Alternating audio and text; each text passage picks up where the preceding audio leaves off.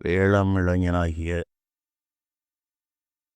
எல்லாம் வல்ல ஸ்ரீ கடகாசலமூர்த்தி பெருமானுடைய திருவருளினால் வெளிவந்து கொண்டிருக்கும் இந்த ஞானச்சாரலில்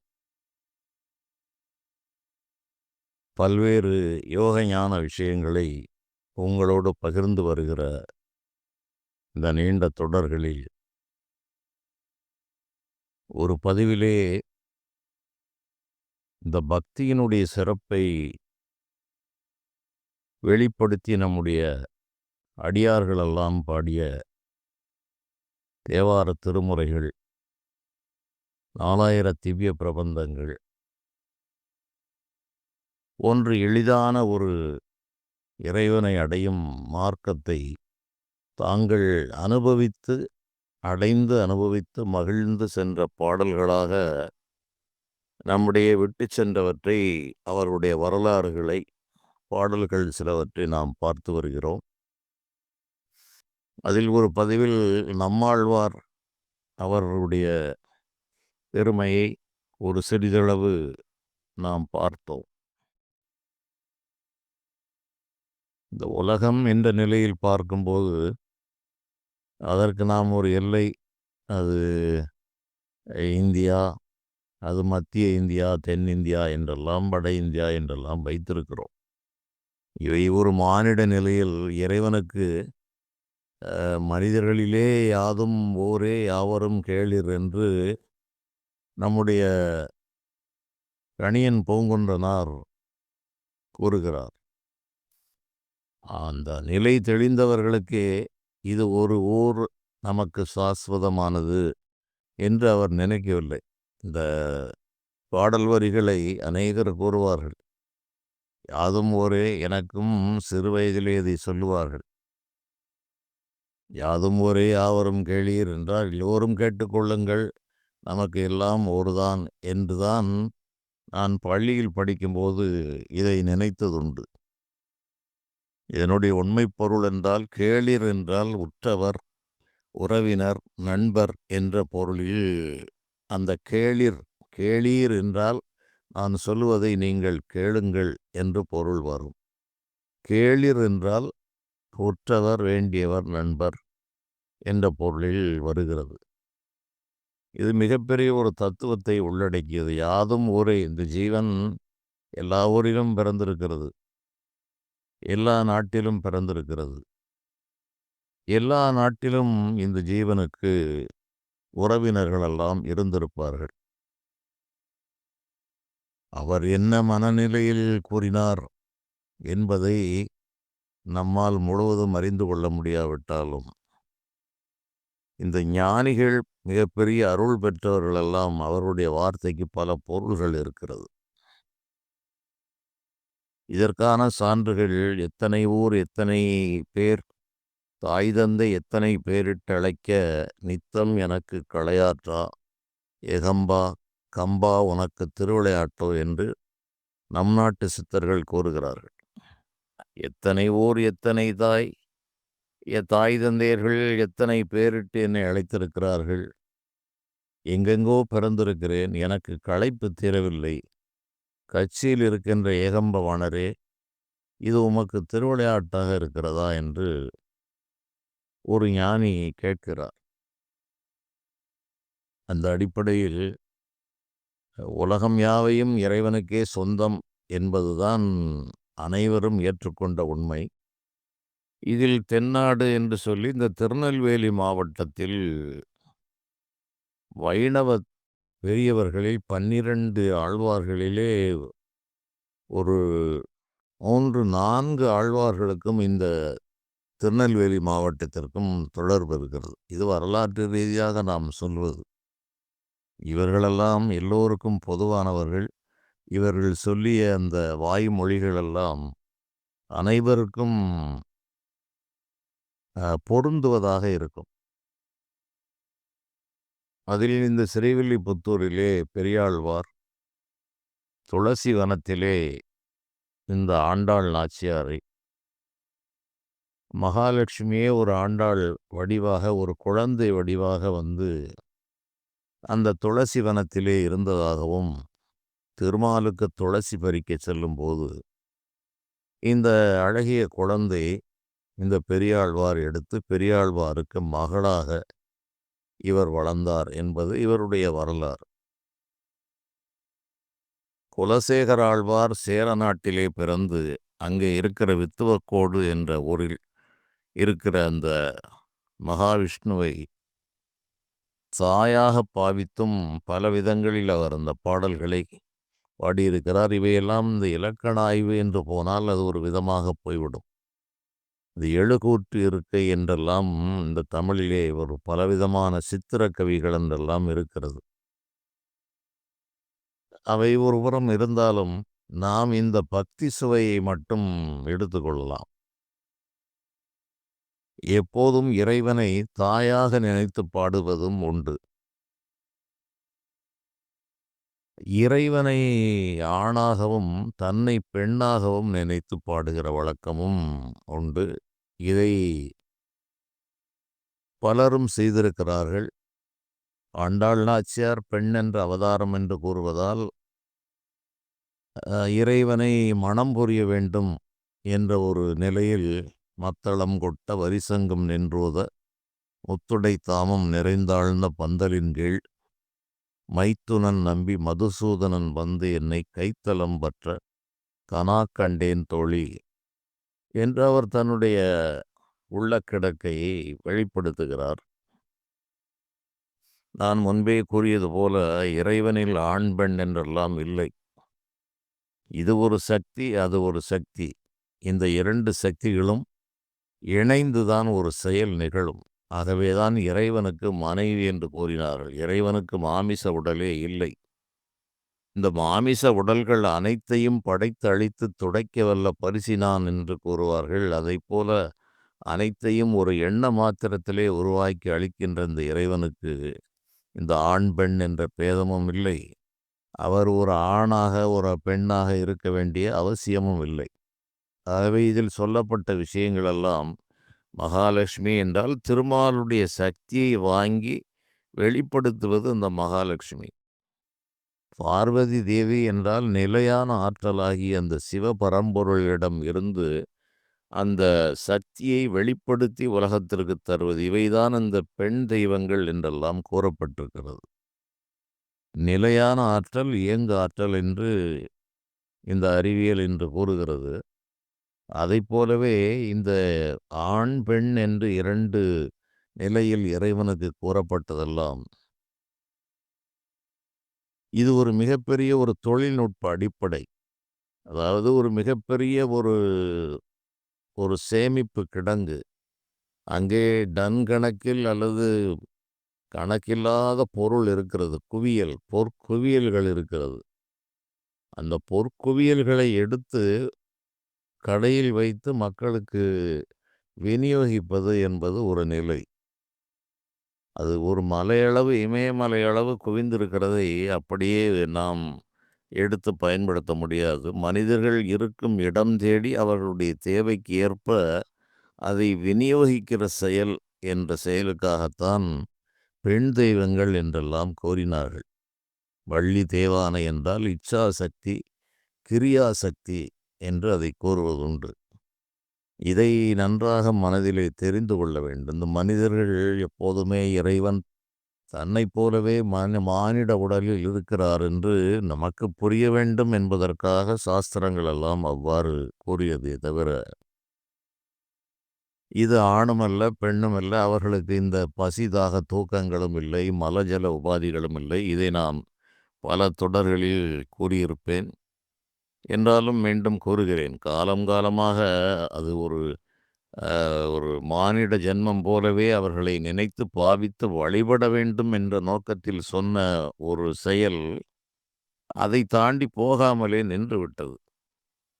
அதனால் பலவிதமான கருத்து பேதங்கள், விமர்சனங்கள் எல்லாம் வருகிறது. அது ஒரு தனிப்பகுதி.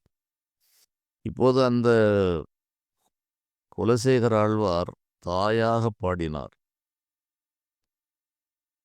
சிலர் மணிவாசகப் பெருமான் தன்னை பெண்ணாக பாவித்து திருவெம்பாவை பாடினார். நாச்சியார் பெண்ணென்று சொல்லப்பட்டாலும் அவர் பாடியனார்.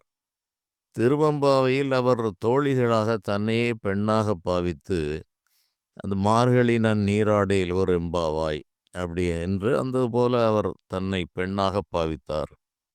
ஞானசம்பந்தப் பெருமான் தன்னை புத்திர பாவம் என்று புத்திர மார்க்கம், சன்மார்க்கம், புத்திரமார்க்கம், சகாமார்க்கம், தாசமார்க்கம் என்றெல்லாம் இதற்கு பல விளக்கங்கள் எல்லாம் இருக்கிறது.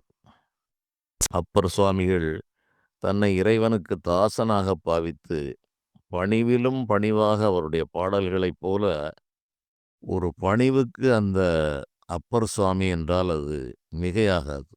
அந்த அளவு இறைவனோடு மிக மிக தாழ்ந்து அவர் பாடியிருப்பார். அவருடைய பாசுரங்கள் இவையெல்லாம் நமக்கு கிடைத்த ஒரு அரிய பொக்கிஷங்கள் என்றே சொல்ல வேண்டும். அந்த தாண்டகம், திருத்தாண்டகம் என்று அவர் பாடிய பாடல்கள் தாண்டக வேந்தர் என்றே அப்பர் சுவாமிகளுக்கு ஒரு பெயர். அந்த அளவு அவருடைய வாக்கின் திறம் இருந்ததால் அவரை வாகீசர் என்று, திருநாவுக்கு அரசு என்று சிவபெருமானே அவருக்கு பெயர் சூட்டினார். சுந்தரமூர்த்தி நாயனார் தோழமை பாவத்தோடு இறைவனை வேலை வாங்குகிறார். ஞானசம்பந்தப் பெருமான் இறைவனுடைய குழந்தை என்ற முறையில் உரிமையோடு பல விஷயங்களை இறைவனோடு சொல்லுகிறார். இப்படி இந்த பக்தி இலக்கியங்கள் பலவிதமாக போய்கொண்டிருக்கிறது.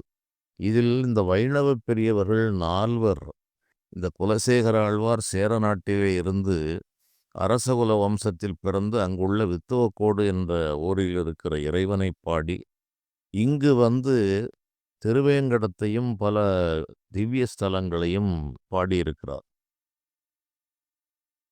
அதில் அவர் பிரதானமாக பாடிய சில பாடல்கள் ஆனாத செல்வத்து அறம்பெயர்கள் தற்சூழ வானாளும் செல்வமும் மண்ணரசும் யான் வேண்டேன் பேனார் பூந் திருவேங்கடச் சுனையில் மீனாய்ப் பிறக்கும் தவமுடையே நாவேனே என்று ஒரு பாசுரத்தில் கூறுகிறார். மனித மனம் மீண்டும் மீண்டும் செல்வத்தையே வேண்டுகிறது.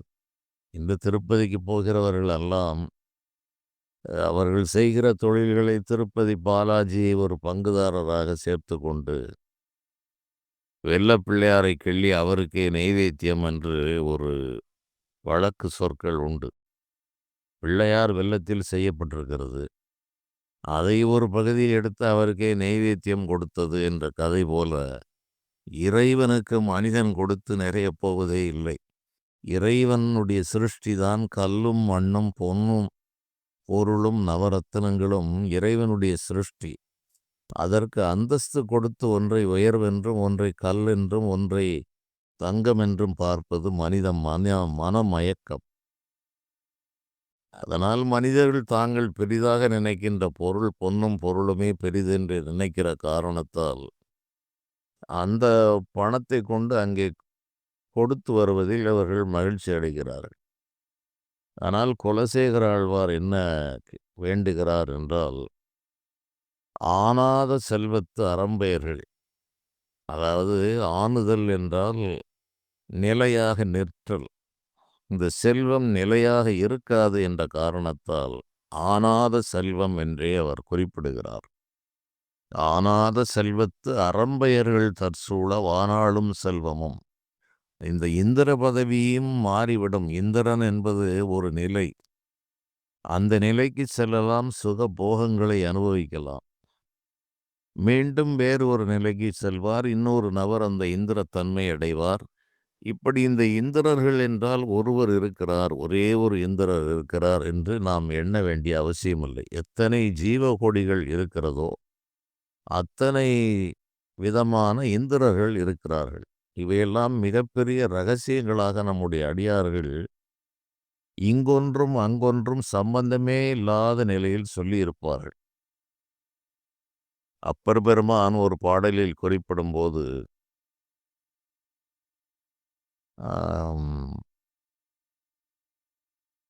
100 கோடி பிரமர்கள் நொந்தினார் 6 கோடி நாராயணர்கள் அஞ்ஞனே ஏறு கங்கை மணல் எண்ணில் இந்திரர் ஈரில்லாதவன் ஈசன் ஒருவனே என்று ஒரு பாடலில் அப்பர் சுவாமிகள் குறிப்பிடுகிறார். பிரம்ம பதவி என்பது ஒரு பதவி. அது ஒரு பிரம்ம ஞானத்தை அடைதல் என்பது அந்த அந்த நிலையை எவர் வேண்டுமானாலும் அடையலாம், இந்த ஞான நிலைக்கு வந்தவர்கள். அது பிரம்மலோகம் என்று ஒன்று இருக்கிறது. அதுவெல்லாம் அது வேறு ஒரு உயர்ந்த நுட்பமான நிலை. ஆனால் இந்த பிரம்மன் என்ற தகுதியை பலரும் அடைந்து அடைந்து மீண்டும் அந்த நிலையை விட்டு நழுவி முக்தி நிலை என்று பெறாதவரை இந்த பதவிகள் இவையெல்லாம் உயர் பதவிகள் என்று சொல்லப்பட்டிருக்கிறது. அந்த நிலையில் பார்த்தால் 100 கோடி பிரம்மாக்கள் இதுவரையில் மாறிவிட்டார்கள். இந்த நாராயணன் என்று சொல்லி காத்தல் கடவுள் என்ற தன்மையை ஞானிகள் யோகிகள் அடைகிறார்கள். படைக்கும் தொழிலை செய்கின்ற ஞானிகள் எல்லாம் பிரம்மன் என்ற நிலையை பெறுகிறார்கள். ஆகவே 100 கோடி பிரம்மர்கள் இதுவரையிலும் உருவாகியிருப்பார்கள். இந்த நாராயணன் என்கிற அந்த காக்கும் நிலை பெற்ற அந்த தெய்வத்தன்மையை ஒரு ஜீவான்மா அடைகிறது. அந்த நிலையில் 6 கோடி நாராயணர்களுடைய பதவிகள் இதுவரையிலும், இது அப்பர் சுவாமிகள் காலம் 1300 வருடங்களுக்கு முன்பு அவர் கூறியது. நாராயணன் என்ற ஒரு நிலைக்கு 6 கோடி பெயர்கள் சென்றிருக்கிறார்கள். இந்திர பதவியை எத்தனை பேர் அடைந்தார்கள் என்றால், கங்கை கரையில் உள்ள ஒவ்வொரு மணல் துகள்களையும் நீங்கள் எண்ணி பார்த்தால் எத்தனை வருகிறதோ அத்தனை துகள்கள் உள்ள இந்திரர்கள் அந்த இந்திர பதவியில் இருந்து இருந்து போய்விட்டார்கள். ஏறு கங்கை மணல் எண்ணில் இந்திரர். ஈரில்லாதவன் முடிவற்றவன் அந்த ஒரு தனி பரம்பொருளாக, அது பிரம்மம் என்று கூறினாலும் சிவம் என்று கூறினாலும் ஏகப் பரவெளி என்று கூறினாலும் மெய்யறிவு என்று கூறினாலும் வெட்டவெளி என்று கூறினாலும் அந்த எல்லையிலாதானேன் என்பரும் சீர் பொல்லாவினையேன் புகழுமாறு உண்டறியேன் என்று மணிவாசகப் பெருமான் கூறுகிறார். அந்த எல்லையில்லாத அந்த பரம்பொருள் அது ஒரு மூல கருவூலமாக இருக்கிறது. அந்த கருவூலத்திலிருந்து தன்னுடைய ஆற்றல்களை குறைத்து குறைத்து இந்த உலக நிர்வாகத்திற்காக ஒரே சக்தி பல அவதாரங்களை எடுக்கிறது. இதை புரிந்து கொண்டால் மனிதர்களுக்கு பல குழப்பங்கள் தீரும். இதைத்தான் தெளிவாக நம்முடைய ஞானிகள் சொல்லியிருக்கிறார்கள். அதற்காகத்தான் இந்த உறவு முறைகளை எல்லாம் மனிதர்களுக்கு புரியும்படியாக அந்த உறவு முறைகளை வைத்தார்கள். ஆனால் மனிதர்கள் எண்ணுவது, இந்த இறைவன் ஒரே சக்தி. இந்த மின்சாரத்தை பொறுத்தளவில் ஸ்டெப் டவுன் டிரான்ஸ்ஃபார்மர் என்று ஒன்றை கூறுவார்கள். ஸ்டெப் அப் டிரான்ஸ்ஃபார்மர் என்று ஒன்று இருக்கிறது. மின்சார ஆற்றலை உயர்த்துதல், குறைத்தல், இந்த 2 வேலைகளையும் இந்த டிரான்ஸ்ஃபார்மர் அந்த சந்தர்ப்ப சூழ்நிலைக்கு ஏற்ப அது செயல்படுத்துவார்கள். அதைப்போல இருக்கின்ற ஒரே ஆற்றல் செயல்களுக்கு தக்கவாறு தன்னை கூட்டியும் குறைத்தும் வைத்திருக்குமே தவிர அதில் எந்த பேதங்களும் இல்லை. இப்போது இந்த திருவேங்கடத்தை பாடிய அந்த குலசேகர ஆழ்வார், நிலையில்லாத செல்வத்து அறம்பெயர்கள் தற்சூழ வானாளும் செல்வமும், இந்திரலோக பதவியில்தான் அரம்பை முதல் தேவமாதர்கள் எல்லாம் இருக்கிறார்கள். அந்த இந்திர பதவி கிடைத்தாலும் எனக்கு தேவையில்லை. அந்த இந்திர பதவியும் கொடுத்து இந்த பூமண்டலத்திற்கே சக்கரவர்த்தியாக நீ இரு என்று கொடுத்தாலும் எனக்கு அது தேவையில்லை. வானாளும் செல்வமும் மண்ணரசும் யான் வேண்டேன். ஆனால் நான் என்ன வேண்டுகிறேன் என்றால், தேனாரும் திருவேங்கடச் சுனையில் மீனாய்ப் பிறக்கும் தவமுடையேன் ஆவேனே. தேன் நிறைந்த தாமரை மலர்கள் பூத்து குலுங்குகின்ற அந்த திருவேங்கட சுனையில் ஒரு மீனாக கிடந்து நான் அந்த இறைவனை துதிக்க வேண்டும் என்று அவருடைய விருப்பத்தை அவர் வெளிப்படுத்துகிறார். செடியாய வல்வினைகள் தீர்க்கும் திருமாலே, நெடியோனே வேங்கடவா, நின் கோயில் வாசல் படியாய், நின் கோயில் வாசல் அடியாரும் வானவரும் அறம்பெயரும் கிடந்து எங்கும் படியாய்க் கிடந்து உன் பவழவாய் காண்பேனோ என்று அந்த பக்தியின் உயர்ந்த நிலைக்கு அவர் செல்லுகிறார். இவருடைய பாடலில் மிக மிக உயர்ந்த கருத்துடைய ஒரு பாடல் என்னுடைய மனதை மிகவும் ஈர்த்தது. இதுதான் பக்தியின் உயர்ந்த நிலை. நின்னையே அதாவது பெருமாள், மகாலட்சுமி, மகாவிஷ்ணு என்றால் செல்வத்திற்கு அதிபதி, அவர் செல்வத்தை தருவார் என்று வேண்டுவது பொதுவான இயல்பு. இந்த செல்வத்தை மனிதர்கள் மதிக்கிறார்கள். செல்வத்தை வழங்குகின்ற திருமகளை தன்னுடைய மார்பிலே உறைய வைத்திருக்கிறார் அந்த மகாவிஷ்ணு என்று சொல்லப்படுகிறது. அதுதான் உண்மை. அவ்வாறு அவருடைய கடைக்கண், அவர் அரிதுயிலில் இருக்கிறார். அவருடைய பாதத்தில் மகாலட்சுமி வீற்றிருக்கிறார் என்று அதை கூறுவார்கள். ஏன் பாதத்தில் இருந்து அந்த மகாவிஷ்ணுவனுடைய அந்த திருமுகத்தையே பார்த்து கொண்டிருக்கிறார் என்றால், அரிதுயிலில் அரை கண்களை மூடிய நிலையில் இருக்கிற அந்த ஸ்ரீமன் நாராயணன், அவருடைய கடைக்கண் யார் மேல் படுகிறதோ அவரிடம் அளவிலாத செல்வத்தை கொடுப்பதற்கு இந்த மகாலட்சுமி தயாராக இருக்கிறார். ஆகவே பாதத்திலிருந்து இவருடைய திருமுகத்தை பார்க்கிறார் என்று இதை கூறுவார்கள். அதைப்போல திருமகள் உலாவும் இருபுய முராரி என்று அருணகிரி பெருமான் கூறுகிறார். திருமகள் அந்த புயத்திலே மார்பிலேயே இருக்கிறார். அப்போது இந்த குலசேகர ஆழ்வார் என்ன கேட்கிறார் என்றால், பொதுவாக மனிதர்கள் எல்லாம் இந்த செல்வத்தை வேண்டுவார்கள். அவர் செல்வத்தை வேண்டவில்லை. ஆனாத செல்வத்து அறம்பெயர்கள் தற்சூழும் ஆனாலும் செல்வமும் மண்ணரசு இவற்றையெல்லாம் அவர் விட்டு விட்டார். இந்த நிலையில் அந்த நாராயணன், அந்த மகாவிஷ்ணு எதை செல்வமாக மதிக்கிறார் என்பதை நமக்கு தெளிவாக கூறியிருக்கிறார் இந்த குலசேகர ஆழ்வார். நமக்கு பொன்னும் பொருளும் செல்வம் என்று தெரிகிறது. வீடு, மாடு, மனை இவையெல்லாம் செல்வம் என்று மனித மனம் நினைக்கிறது.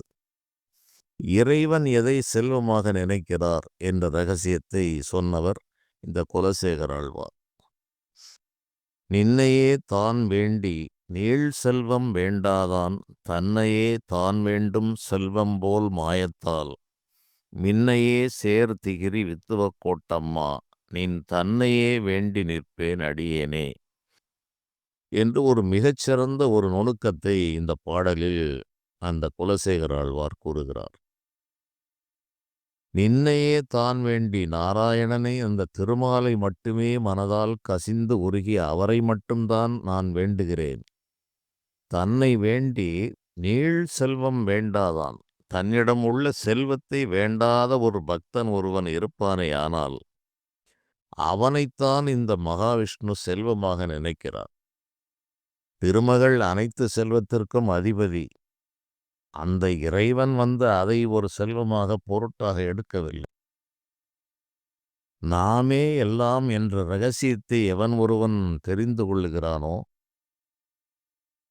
அது தெரிந்து அந்த நாராயணனே போதும், நீயே செல்வம், பெருஞ்செல்வம் என்ற ரகசியத்தை எவன் ஒருவன் உணர்ந்து அந்த இறைவனையே வேண்டுகிறானோ, அந்த ஒரு பக்தன், அந்த ஒரு அடியவன், அவன்தான் நாராயணனால், மகாவிஷ்ணுவால் செல்வம் என்று மதிக்கப்படக்கூடியவன் என்ற ரகசியத்தை இந்த ஆழ்வார் நமக்கு கூறுகிறார். என்னையே தான் வேண்டி நீள் செல்வம் வேண்டாதான், தன்னையே தான் வேண்டும் செல்வம் போல் மாயத்தால், விண்ணையே சேர் திகிரி வித்துவ கோட்டம்மா, நின் தன்னையே வேண்டி நிற்பேன் அடியேனே. உன்னைத்தான் நான் வேண்டுகிறேனே தவிர உன்னிடம் இருக்கும் செல்வத்தை நான் வேண்டவில்லை என்று கூறுகிறார். இதைப் போலவே தேவார திருமுறைகளில் செல்வன் கழல் ஏத்தும் செல்வம் செல்வமே என்று கூறுவார்கள். அனைத்துக்கும் அதிபதியாகி அந்த இறைவனுடைய திருவடிகளை போற்றுகின்ற அந்த ஒரு பாக்கியம் இருக்கிறதே, அதுதான் செல்வம் என்று இங்கு தேவாரத்திலும் அடியார்கள் கூறுகிறார்கள். இதில் ஒரு சாதாரண ஒரு வழக்க விஷயம் ஒன்று, நாச்சியார் என்று, ஆண்டாள் நாச்சியார் என்று நாச்சியார் திருமொழி என்றே அதை கூறுகிறார்கள். இந்த பகுதியில் மதுரை மாவட்டமாக, மதுரையிலிருந்து தெற்கு பகுதி முழுவதும் சேரநாடு பிரிக்கப்படுவதற்கு முன்பாக அதுவரையிலும் மதுரை மாவட்டம் சரித்திர கணக்கின்படி 1890 திருநெல்வேலி மாவட்டம் உதயமாயிற்று என்று கூறப்படுகிறது. அதுவரை இது மதுரை மாவட்டம். இந்த மதுரை மாவட்டத்தில் தான் இந்த ஸ்ரீவில்லிபுத்தூர் இருக்கிறது. இந்த ஸ்ரீவில்லிபுத்தூர் திருநெல்வேலி மாவட்டத்திலே அனைவரும் கேட்டிருப்பார்கள். திருநெல்வேலி என்றால் ஏலே என்ற வார்த்தை மிக பிரபலமானது. இது எப்படி வந்தது என்பதை இங்கு உள்ள அனைவரும் பெரும்பாலான நபர்களுக்கு தெரியாது. நான் பல ஆண்டுகளுக்கு முன்பாக ஒரு சிறிய செய்தியாக எனக்கு வேண்டியவர்களுக்கு இதை நான் அனுப்பியிருந்தேன்.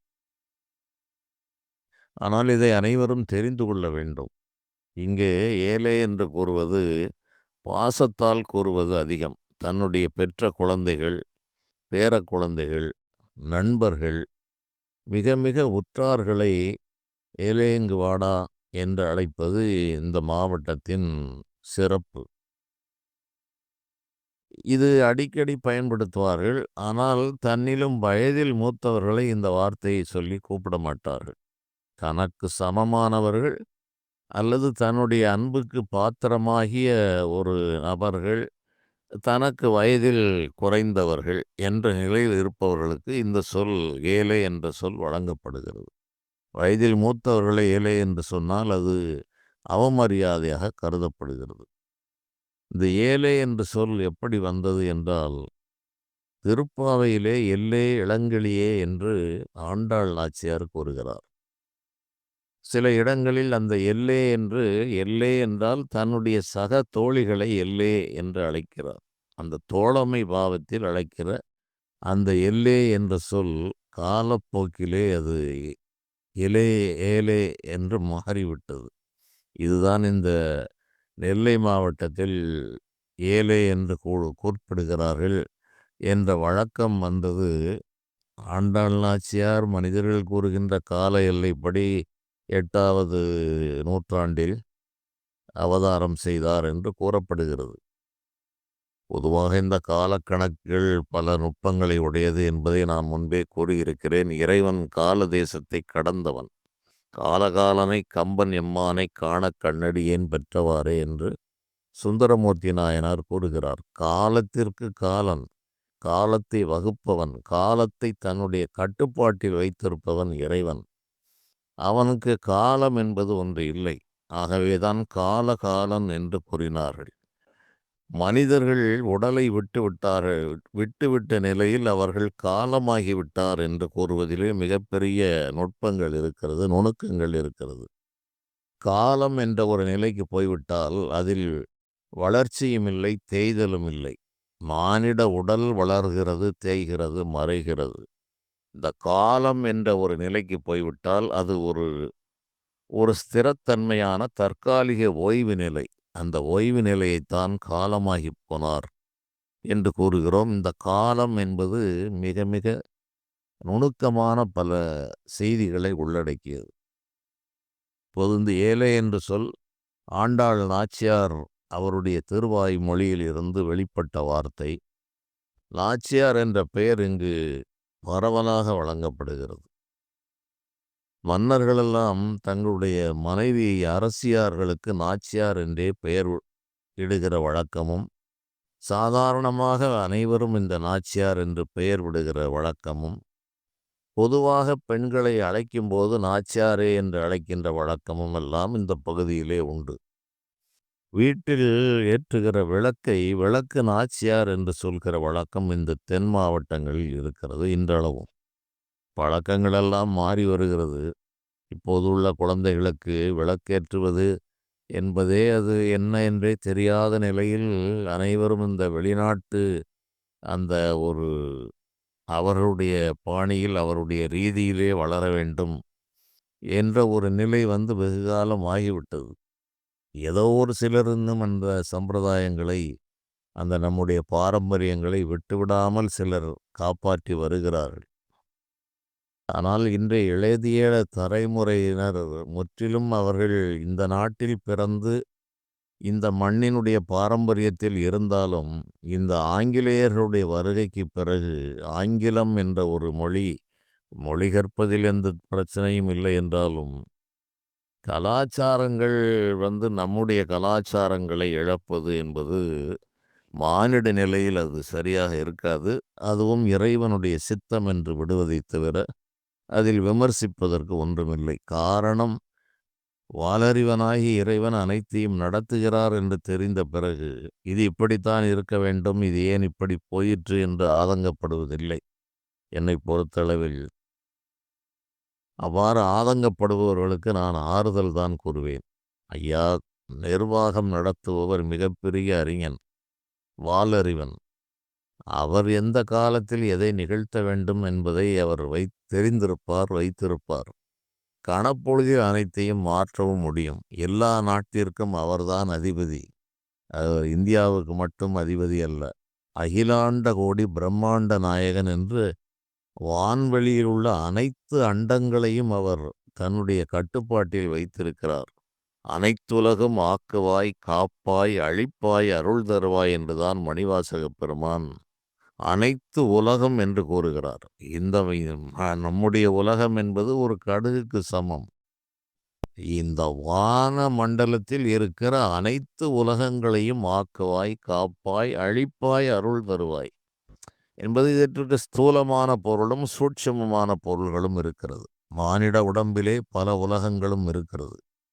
அங்கு அண்டத்தில் என்னவெல்லாம் இருக்கிறதோ அவையெல்லாம் பிண்டத்திலும் இருக்கிறது. இவற்றையெல்லாம் தேவையற்ற விஷயங்களையெல்லாம் ஆக்குதல், காத்தல், அழித்தல், மீண்டும் அருள் தருதல் என்பதெல்லாம் மிக ஒரு ஞான ரீதியான ஒரு பரிபக்குவ நிலை.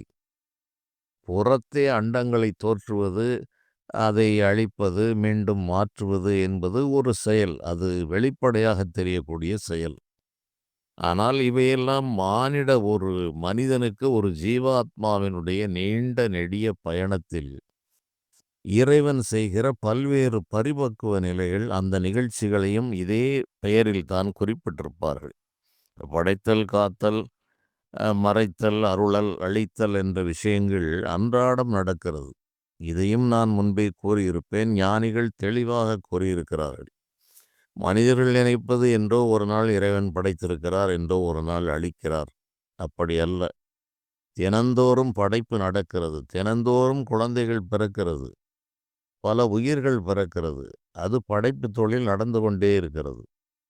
எல்லா உயிர்களையும் காப்பதற்கு சகலவிதமான வசதிகளையும் ஏற்படுத்தி வைத்திருக்கிறார். பிராணவாயு, பஞ்சபூதங்கள் இவை இல்லாவிட்டால் எந்த செயலும் நடக்காது. யாரும் மனிதர்களோ எதுவுமே ஜீவித்திருக்க முடியாது.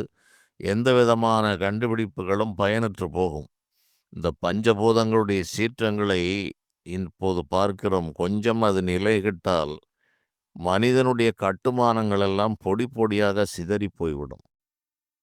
காயில் உலகனைத்தும் கற்பொடிகான் சாலையிலோ என்று மணிவாசகப் பெருமான் இதை வேறு ஒரு கோணத்தில் ஆராய்ந்து சிலர் அதை சொல்லுகிறார்கள்.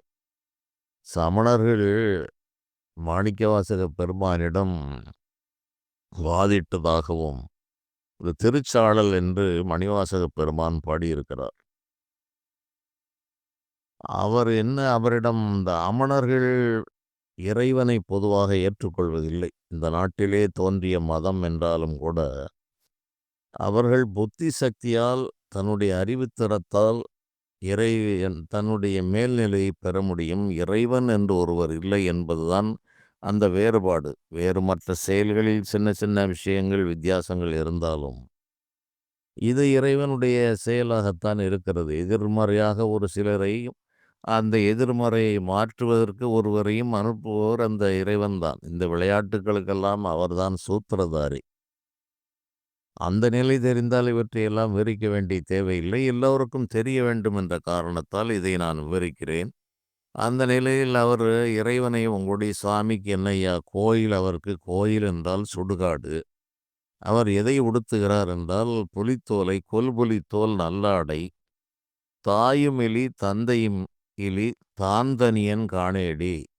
தான் தனியன் ஐயா, இவர் என்ன உங்களுடைய தெய்வம் என்று கேட்டதாகவும், அதற்கு இந்த மணிவாசகப் பெருமான் கோயில் சுடுகாடு கொல்பொலித்தோல் நல்லாடை தாயுமெலி தந்தையிலி தாந்தனியன் காணேடி தாயுமெலி தந்தையிலி தாந்தனியன் ஆயிடினும் காயில் உலகனைத்தும் கற்பொடிகான் சாலேலோ என்று அவர் பதில் உரைத்ததாக இதை சிலர் இதற்கு ஒரு அரிதான விளக்கங்களை கொடுக்கிறார்கள்.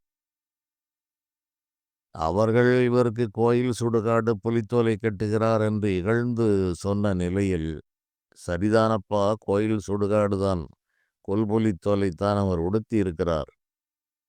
தாயும் இல்லை தந்தையும் இல்லை, அவர் அனாதி, பிரம்மம் அனாதி, இறைவனும் அனாதி என்றுதான் கூறப்பட்டிருக்கிறது.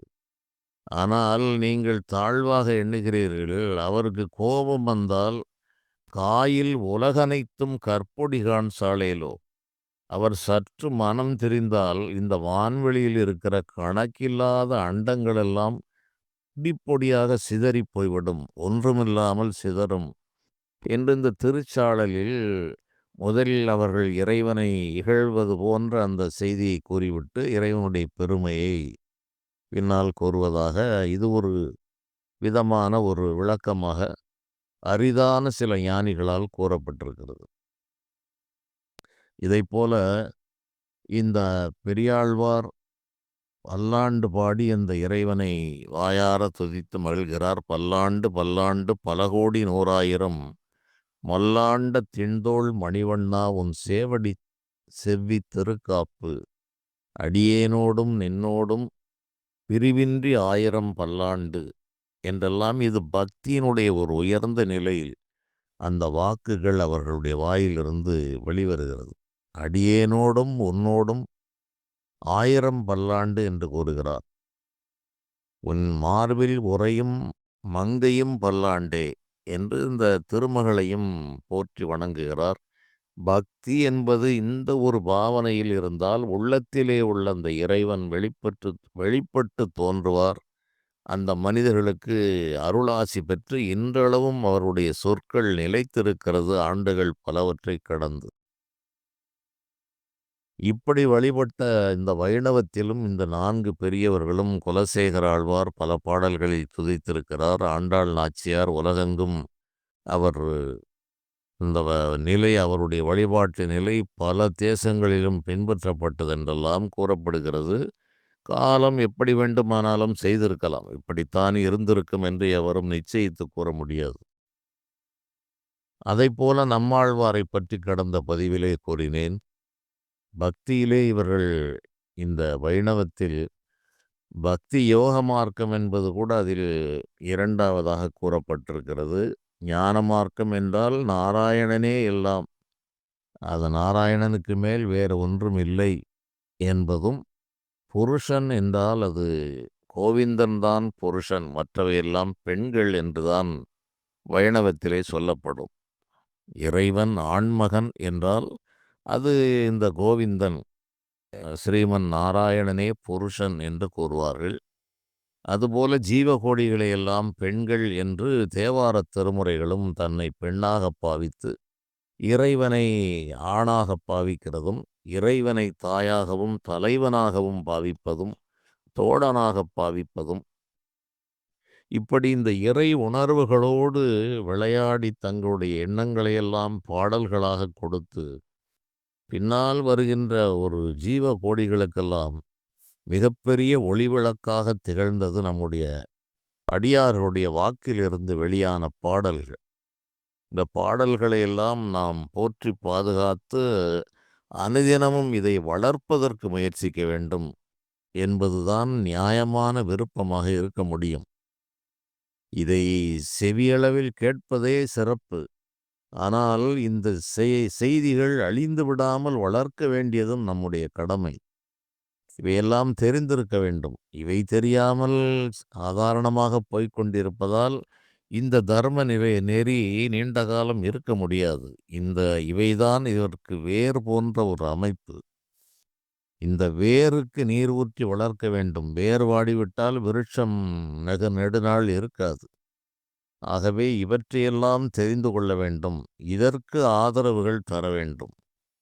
சாதாரண செய்திகளை ஒரு பயனுமில்லாமல் சிறிது நேரம் வந்து போகின்ற அந்த மாயச் செயல்களிலே இறைவனை அடக்கி நாம் பார்க்கக்கூடாது. காரணம் அனைத்திற்கும் கர்த்தா என்பது அவர்தான். கர்த்தா என்ற சொல்லே இறைவனைத்தான் குறிப்பிடுவார்கள். சிவபெருமானை தில்லையுள் நிறைந்த கர்த்தாவின் சொற்படியல்லால் வேறில்லை கர்மங்களே என்று நம்முடைய ஞானிகள் மிகத் தெளிவாக கூறியிருக்கிறார்கள். வித்தாரம் பேசினும் சோங்கேறினும் கம்பமீதிருந்து தத்தா என்று ஓதிப் பௌரி கொண்டாடினும் தன்தம்பி தன்முன்னே ஒத்தாசை பேசினும் ஆவதுண்டோ? தில்லையுள் நிறைந்த கர்த்தாவின் சொற்படியல்லால் வேறில்லை கர்மங்களே. இந்த காலங்களிலே பல வித்தைகள், கயிறிலே நடப்பது, காற்றிலே மிதப்பது என்றெல்லாம் பல நூதன வித்தைகள் இருக்கிறது. வித்தாரம் பேசினும் சோங்கேறினும் கம்ப மீதிருந்து தத்தா என்று ஓதி பௌரி கொண்டாடினும், அந்த கம்பங்களிலே ஏறுவது, கயற்றிலே நடந்து நடனமாடுவது என்று இப்படியெல்லாம் சாகச செயல்கள் செய்தாலும் உடன் பிறந்தவர்கள் இருக்கிறார். தம்பியுடையான் படைக்கஞ்சான் என்று ஒரு பழமொழி உண்டு. அதுபோல தன் தம்பி தன் முன்னே ஒத்தாசை பேசினும் ஆவதுண்டோ? இந்த ஒத்தாசை என்பது இந்த தமிழ் சொல் தென் மாவட்ட பகுதிகளிலே இது வழங்கப்படுகிறது. அதாவது ஒரு அசோசியேட் செய்தல் என்று கூறுகிறார்களே, ஒன்று சேர்ந்து உதவி செய்தல், அதை ஒத்தாசை என்று கூறுவது. அந்த இணைந்து செயல்படும் செயல்கள் இருந்தாலும் தம்பி வந்து முன்னால் நின்றாலும் ஆவதுண்டோ? இவர்களெல்லாம் வெளிக்காரணிகள். இவற்றால் நீ கர்ம வினைகளில் தப்பிக்க முடியாது. தில்லையுள் நிறைந்த கர்த்தாவின் சொற்படியல்லால் வேறில்லை கர்மங்களே. தில்லை என்று சொல்லுகிற சிரசுக்கு மேல் ஒளி வடிவமாக அவர் நடனமாடிக்கொண்டிருக்கிறார். அந்த கர்த்தா என்றால் அனைத்திற்கும் படைக்கவும் காக்கவும் அழிக்கவும் வல்ல சக்தி படைத்தவரை கர்த்தா என்று கூறுவார்கள். அந்த கர்த்தாவின் சொற்படியல்லால் இந்த உலகத்தில் எந்த காரியங்களும் நடைபெறாது. அவர்தான் அனைத்திற்கும் தலைவர்.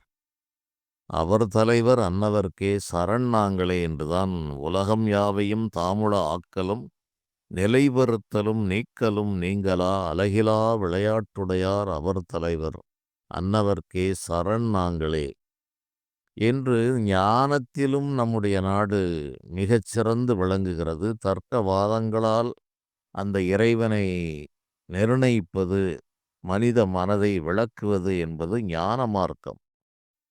அது விசாரணையால் வருகிறது. தன்னைத்தான் என்று யார் என்று விசாரித்து தன்னை தெரிந்து கொள்ளும் மார்க்கம் இந்த வேதாந்த ஞான மார்க்கம். யோக மார்க்கம் தன்னுடைய உடம்பிலே உள்ள அந்த மூலாக்கினியை, அந்த உலகம் நாயகியாகிய அந்த பராசக்தி மூல சக்தியாக குண்டலினியாக இருக்கிறார். அதை மேலேற்றி இறைவன் சதாசிவத்தோடு சேர்த்தல் என்பது யோக மார்க்கம்.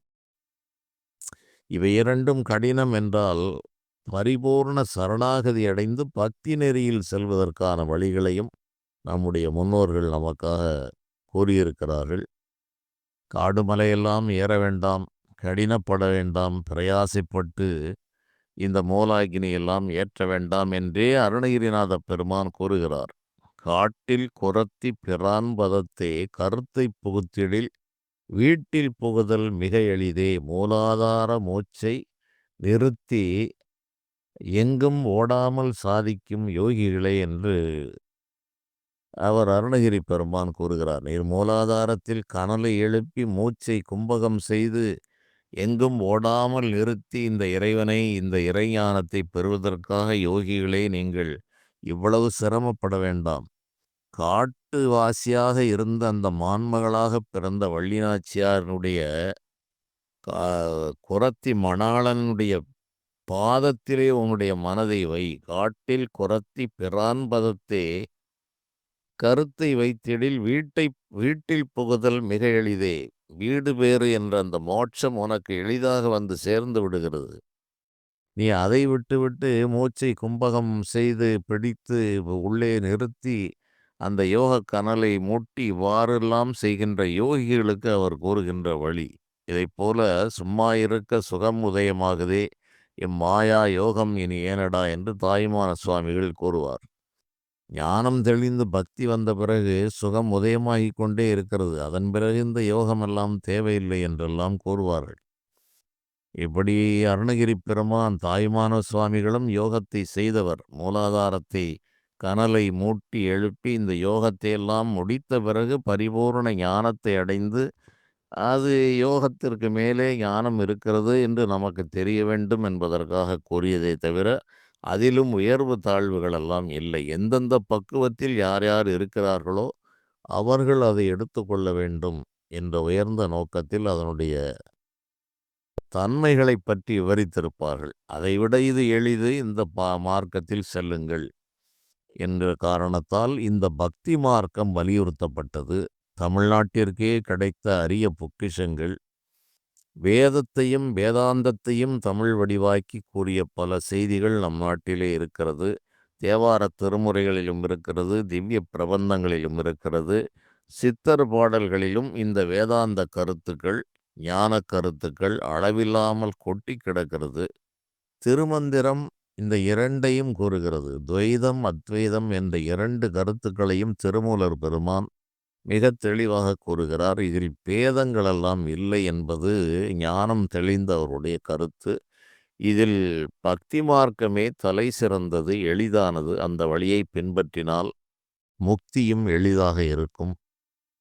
மேலும் பார்க்கலாம். நன்றி.